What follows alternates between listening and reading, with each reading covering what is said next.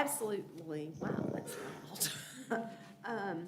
Historic Preservation Month is brought to us by Kentucky Heritage Council and the National Park Service to recognize how important historic preservation is in our community. And within this community, it's very important. So Monday on the City Commission meeting, we're going to have a proclamation. And we've certainly, I would love for some of this board to attend to help receive that. Members of the Monday's City Commission. The City Commission starts at 5:30, and they do the proclamations, I think, right up front, so should be fairly quickly. Members of the Bull Landmark Trust are coming, as well as Friends of Perryville Battlefield, who are the largest preservation organizations in the county. So want to get a good picture and a story in the newspaper and talk about preservation in Danville and Bull County, which is a big part of us. So I encourage you all to be there. And then the other part, goodbye, Mary. Hey, I really want to thank you for that. You will not, okay, so. I have thoroughly enjoyed my time on this committee, and and the fact that they get recorded has led to some very fun video on YouTube of some of my comments here. But I'm gonna miss y'all, but you'd be fine without me.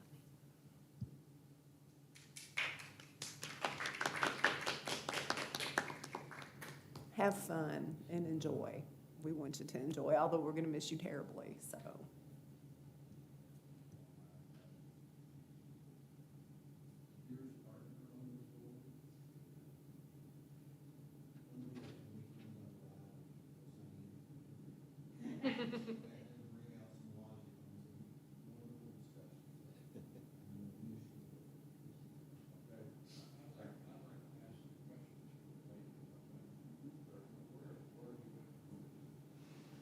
I have just accepted a position to Norfolk State University. I'll be a reference librarian there, and it's the position that I wanted, so I'm very excited about that. Yes, thank you.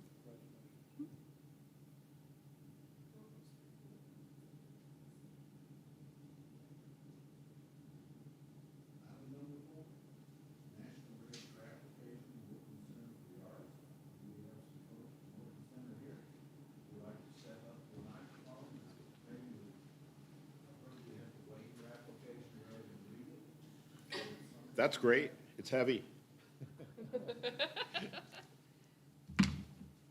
Well, we are thrilled to be sharing a milestone with the community. Our crown jewel, one of our crown jewels in Danville is the Norton Center for the Arts, and at 2023 is our 50th anniversary, and that is a check mark to be able to go through the process of becoming registered with the National Registry for Historic Buildings, so as a landmark. So we wanted to do this. We want to surprise the community, or at least incorporate it into our celebration in 23-24 that this milestone has occurred, and hopefully I know that with that recognition could assist tourism, economic development, and bringing more people to come see another landmark institution. And when you look at Danville and our region, it's almost like a spaceship compared to the rest of the architecture in our region, and that makes it even more unique and special. The fact that it's part of the design through the Taliesin Foundation adds great significance as well. Do you have anything to add? I would just add to say thank you to Mr. Marty Perry, who helped us compile the application and prepare it for your consideration. You all have in front of you a summarized report of the application. It is certainly eligible under Criterion C for inclusion in the National Register. So our process would be for you to ask for any public comment, if there's anyone here that cares to comment, and then we will send the letter I have prepared over to City Commission for their blessing and ask for public comment, which I'm going to try to get on. I believe, yes, actually, I have a lovely motion prepared for you.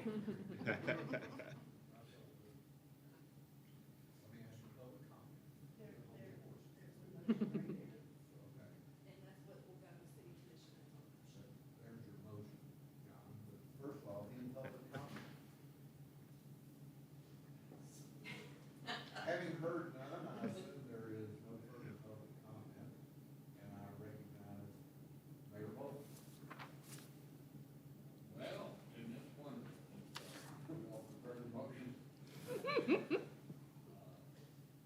I read the motion? See why not?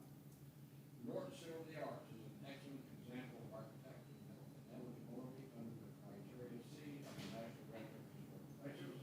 The property and other embodies the distinctive characteristics of the type, period, or method of construction or represents work of master, possession of high artistic value, or represents a significant and distinguishable entity, components by individual, speaks of the authority of mayor and city commission, review the information included.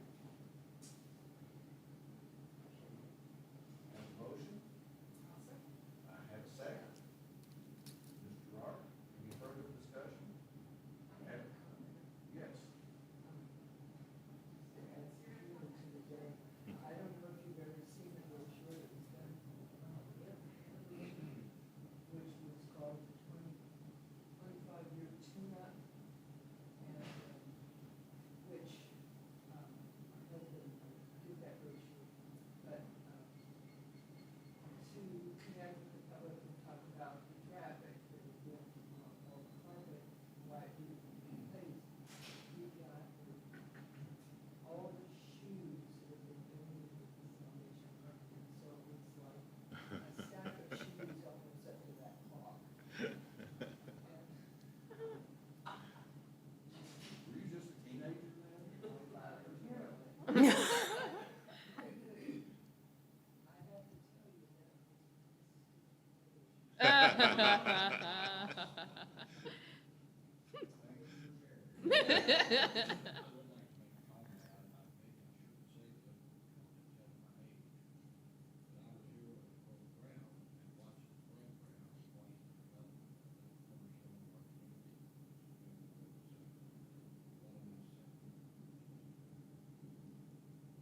Well, thank you. Thank you. I'd like to kind of chime in, being new to Danville.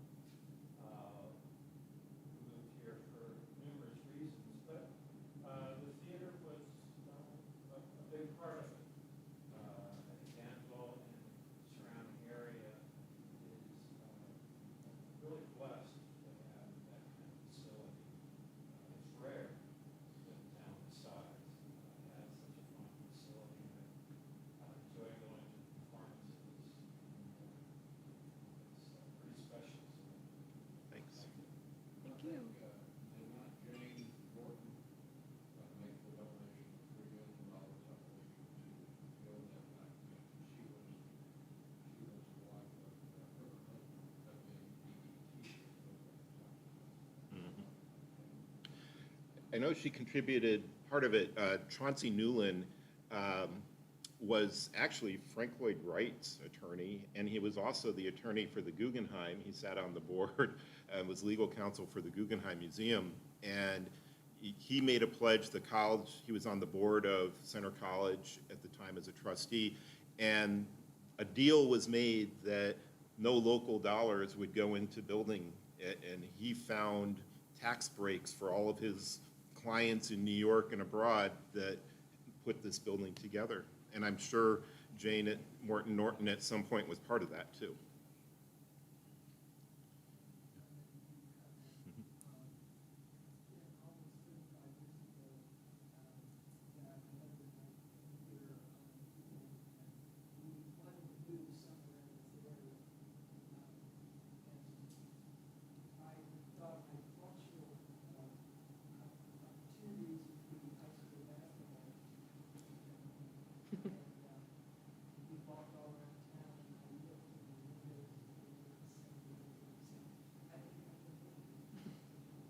I love that comment.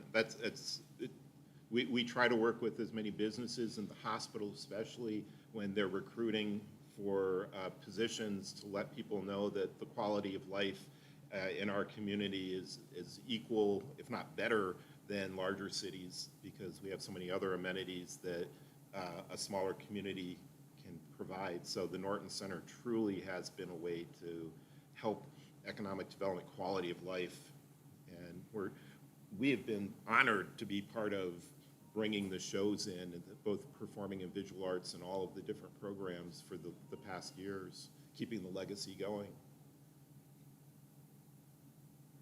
Thanks. Thank you. Business, I have a motion on the table. I hear a second. Second. Already.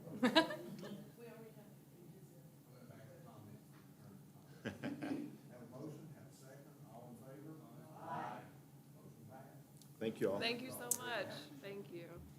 If fate is with me, I will have this letter to City Commission for Monday. You all will not have to attend. I'll present that. Okay. I do not foresee a problem, and then we'll get Marty a letter.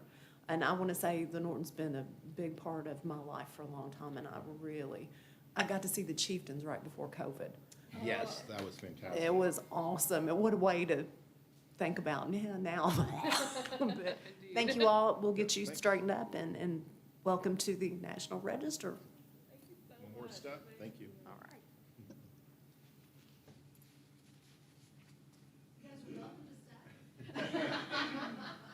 You know, More meetings, you know. Okay, thank you again. Congratulations. Item number 4, gentlemen, and then bring us up on certificate of appropriateness. Yes, we got a request from Miss Lynn's, I'm going to crucify her name, Sneverick. I'll say that completely wrong. Old Rose House. It is. It is the Montgomery Rhodes House. That's what is officially known as the Montgomery Rhodes House. That is, as it is marked, because it is part of the landmark status, it's national landmarks. It is on the National Register, and it is part of our landmark status. So we passed that, 3 years ago, that was part of our protected area. They have open chimneys, and they want to cap them. That's perfectly acceptable. The only reason they are in front of the board for review today, and I talked to Lynn and I told her I would represent them.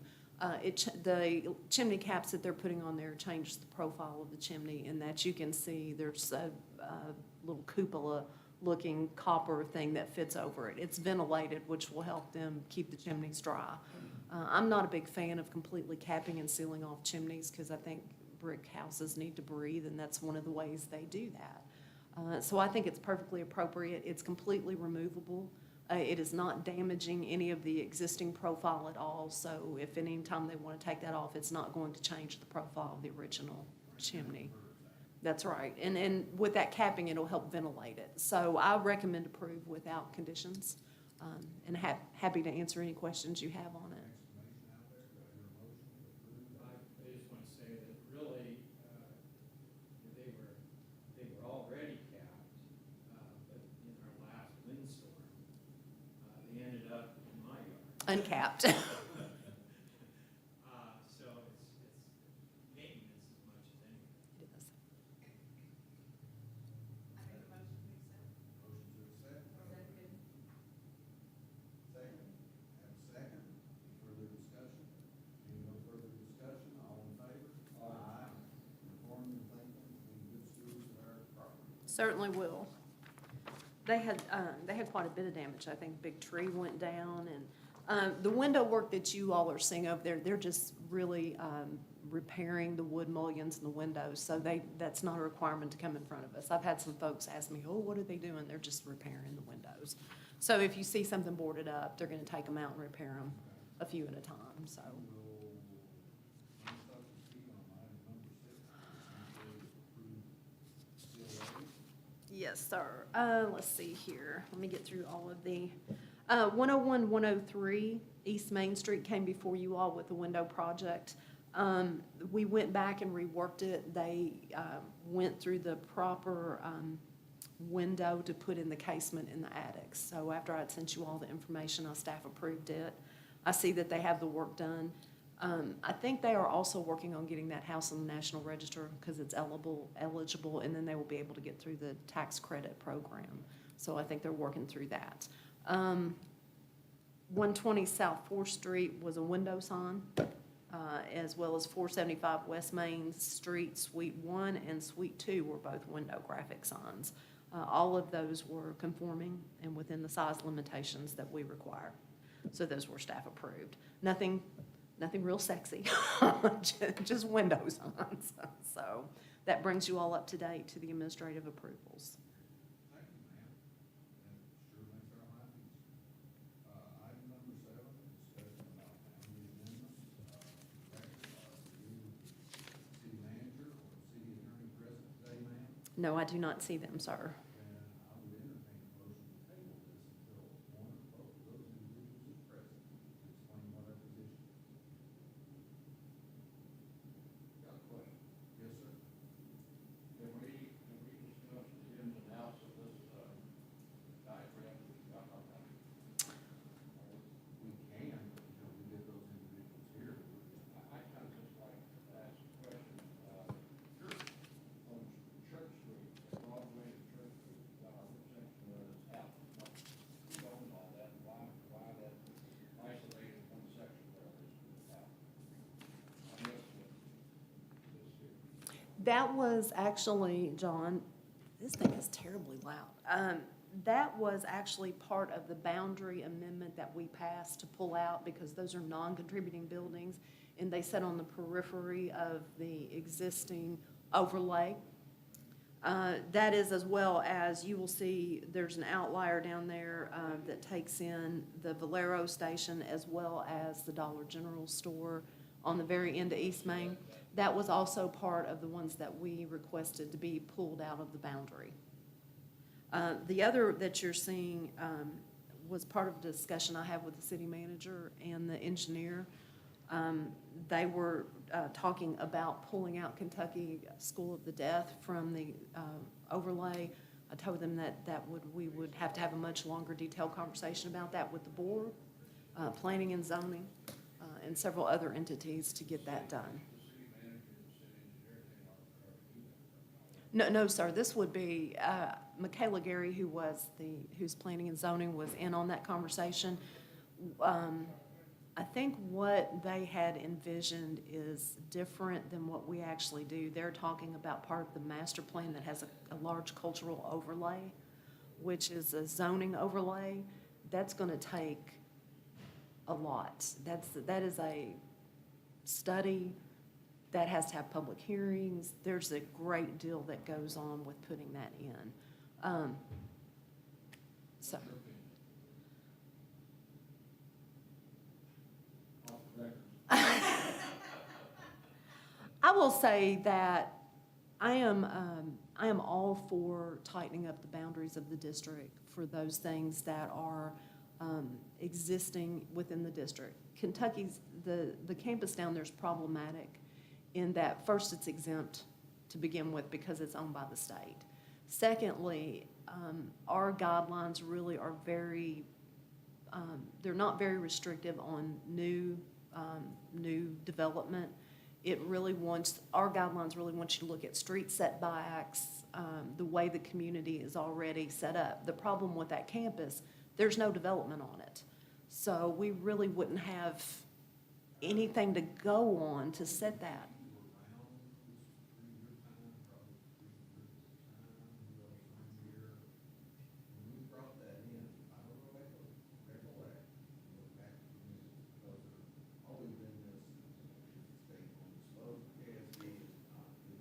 Yeah, that's a big question.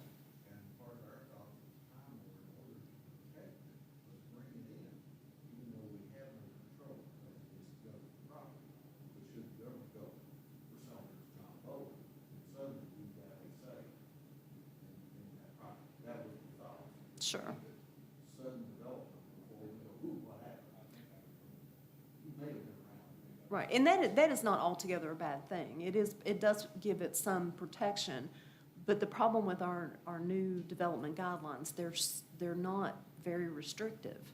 And intentionally set to make whatever new building cohesive with the landscape that exists. The problem down there is there's nothing. And we're not in the business of artifacts. We don't want to build a fake or artificial historic district. So that is problematic. Have you, back to the out parcel there at Church Street and Main Street, have you heard anything about that piece of property being sold? No, sir, I have not. There was some question in the public hearings about, some citizens were concerned about construction on that particular plot, and which was one of the questions that was raised. I explained really that our problem was the signage is not going to be conforming on that, and that causes us an issue every time we bring it in front of City Commission. I have not heard that. I know that the master plan talks about possibly going to center, but I have not heard personally anything about that. I will say that I think what the city manager and the city engineer are looking at is a much larger development zoning overlay than we're actually prepared to deal with. They're kind of two different things. Our zoning overlay just really entails the historic district as it is. A larger cultural overlay, you know, what is the vision there? How are you going to govern it?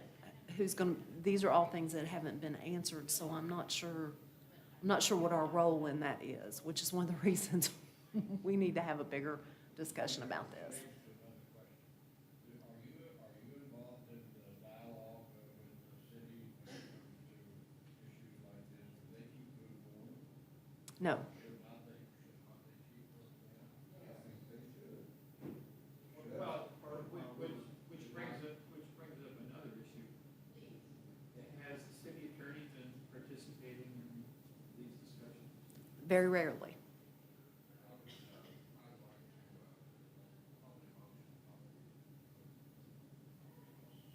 I'd like to see you copy a letter signed by each one of us and send to the city commission to keep you informed on what goes on when it pertains to restoring preservation.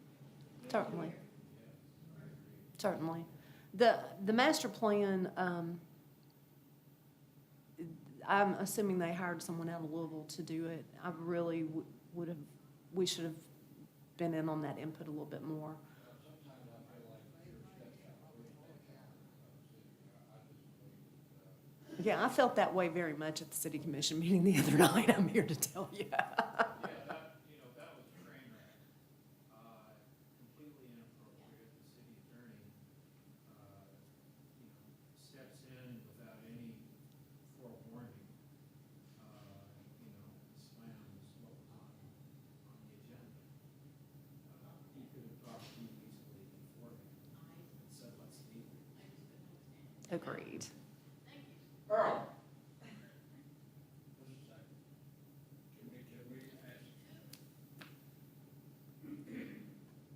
What's going on, folks? Am I in order to ask Mr.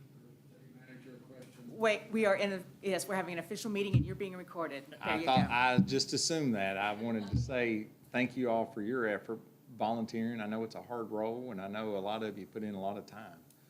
What can I do for you today? Well, we're talking about an issue that I think that we think is very important, and I know you can make it happen.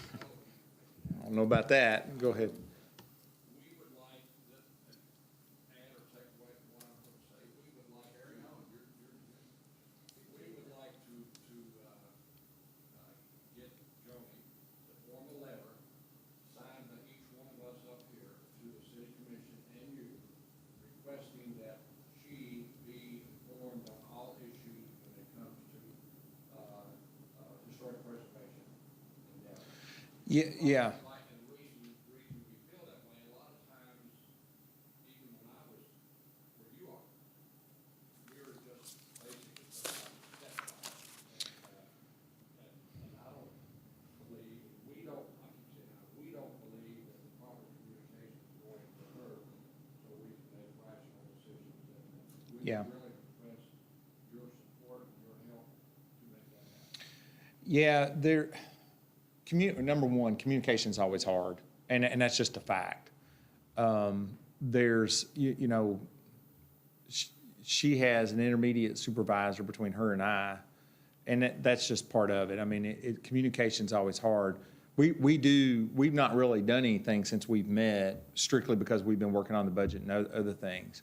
So what we do with the boundary and all the things that we talked about there the other day are, that's still on my list, and it's not addressed yet. And honestly, it's probably gonna be after the budget gets done for the city. But before we're able to meet it, no, that's right. And the bigger thing, and just to, and I know we're recorded and all that, but you have to talk about ideas and things.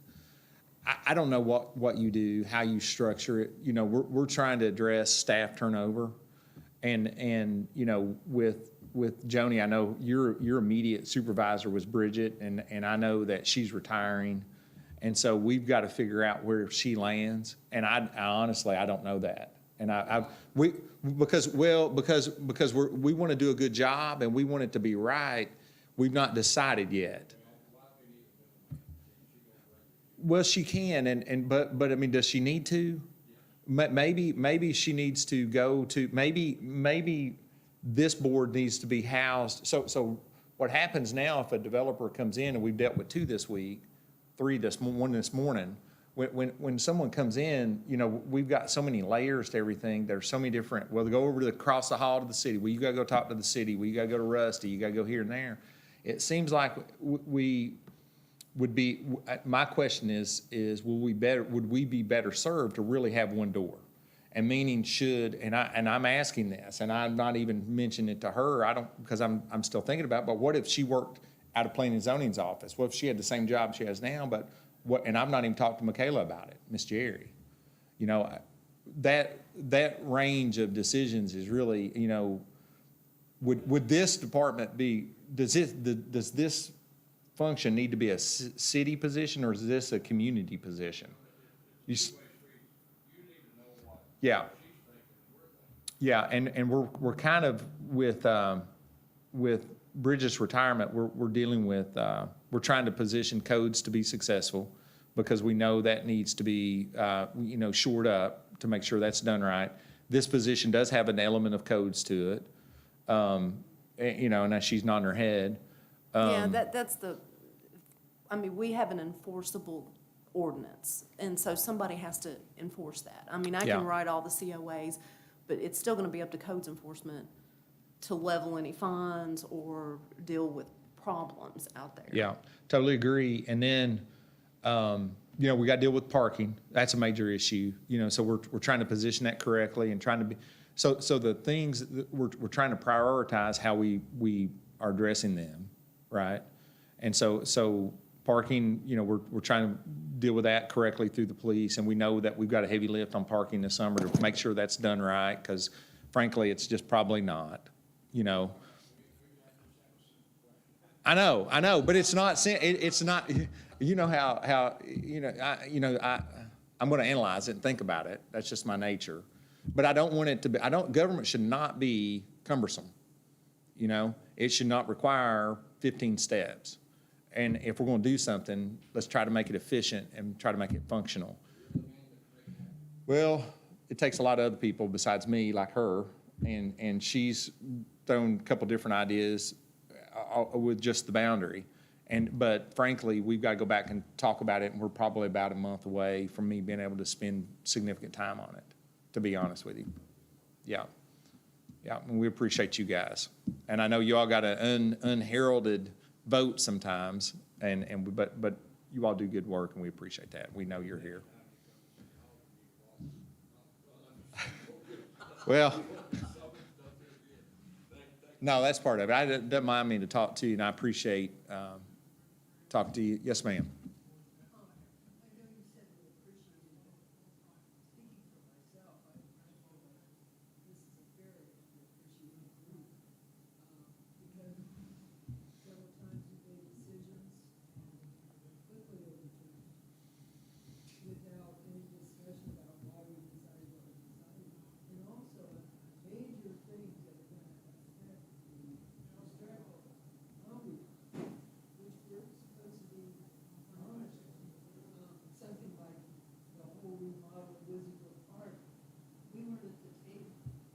I agree with that, yeah. did anything wrong, and I know it's in your legal purview to do whatever it is. It'd be just nice to know that we can. No, and you know, I would advocate that that's totally correct. And sometimes we just get out in front of things and we're in a hurry and we push through but, you know, really, historic preservation is important. And you guys are the epicenter of that. And we just want to make sure, really, and I say it like this, you know, it's that old adage about your grandmother's square pan versus round pan analogy that and maybe y'all have never even heard of it, but I forget how it goes and won't bore you with it. But the bottom line is that if you know me, I'm not just going to keep doing something. I'm willing to change, and I'm willing to adapt, and I'm willing to do those things out of necessity, because if we don't change, then what are we? We got to be modern, and we got to be willing to adjust over time. And what is important to me is that for the good that this board provides the community, that a lot of times, you're right, the community doesn't even know, doesn't even see. But for the good that you provide, we want to make sure that that is integrated into our government operation in a modern way, so that when your voice is needed, it's heard correctly. And so that, you know, our sign ordinance and all those things that we need to just make sure we're modern on. You know, there's technology that didn't exist 20 years ago, you know. And so we're just trying to nudge everything forward in a healthy way, understanding that you all do play a critical role, and you are right. We have not done a terrific job from my office. Now, I've just been here a couple of years, but from this office, in my opinion, hasn't worked well with the DHB over time, probably, because we've been too reliant on, to John's point, intermediate staff to be that liaison between the city commission and you. And maybe it should come out of the city manager's office more directly. But then again, maybe it should just be part of Michaela's realm, because she's all things development. So if that position is dealing with the development, what's the difference between historic preservation with the idea of developing and just development in general? Why is that complicated? You know, I don't know that, and I've not even talked to you about that. But I don't know, just something, I want to make sure we talk about everything and then decide what's best, and then you go forward. But if you don't talk about it, you don't know what you're talking about. You're just, yep.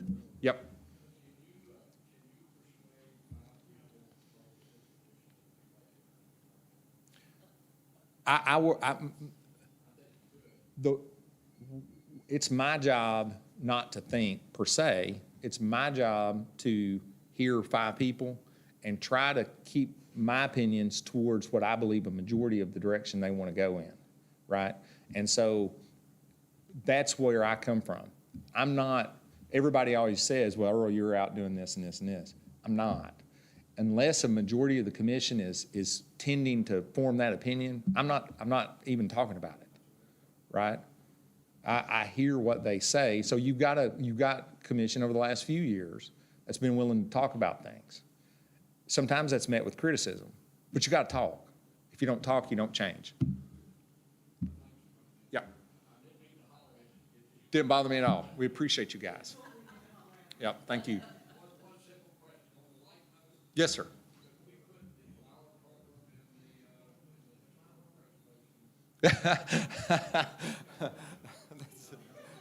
I'm not getting into that fight.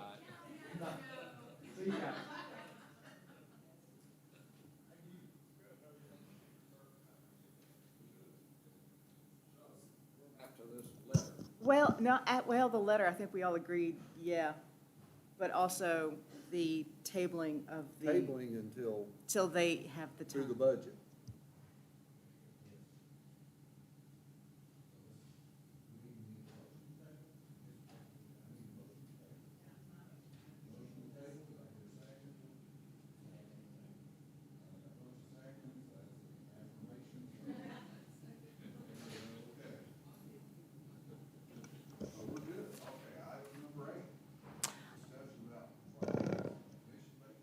Yes, we're going to have 2.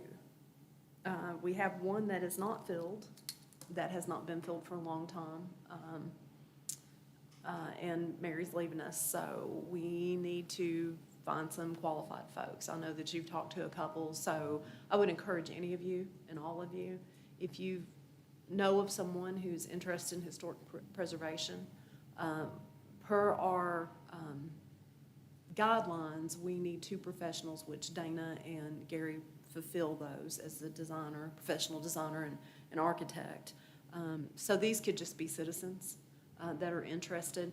The one thing I want to really say is they need to be able to support and defend our design guidelines and the Secretary of Interior standards.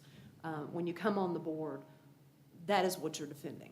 Those are your principles, because that's what is required for the certified local government. So I want to make sure that any of the candidates know the horse they're buying, so to speak. So I'm happy to talk with them about that. So if you come up with anybody, send them my way, and I'll have the horse you're buying speech ready for them.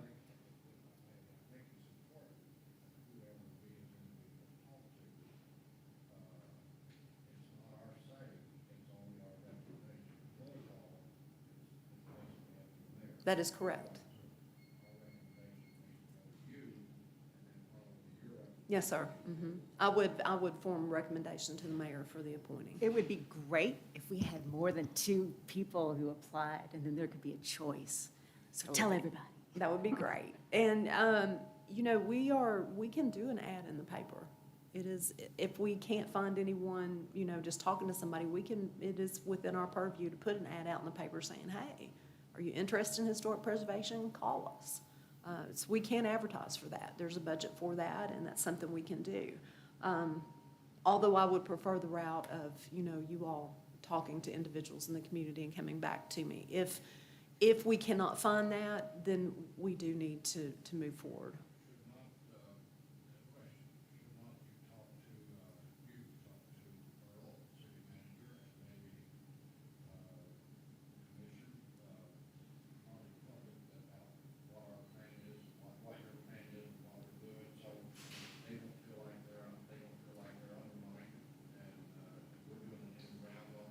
Oh, absolutely.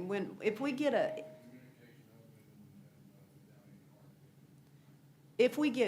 some candidates, I've had the discussion with the mayors before. He's like, bring me the candidates, you know, and then I will have to make the argument in front of the commission that they're qualified. And the reason I say that, I know when I was a mayor, people would come to me and say, we want this person on board, we've already approved him, and I said, nobody's talking to me about it. But we didn't have to, we had to do it.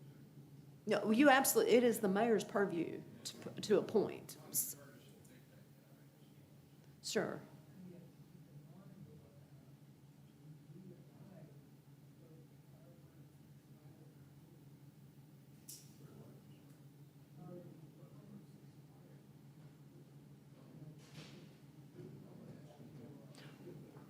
Well, you will officially serve until replaced. I mean, that's in the bylaws, so you can't. Yeah, that's right. No. You guys are stuck with me until they replace you or reappoint you. But I do want to emphasize that we do need to try to get a full board and keep a full board. Yeah, let me talk with them. It's as you know, it's not a tremendous strain on you for your time. I think the staff position helps that tremendously. So, you know, and I try to meet every 2 months, unless there's something absolutely pushing it that we have to meet.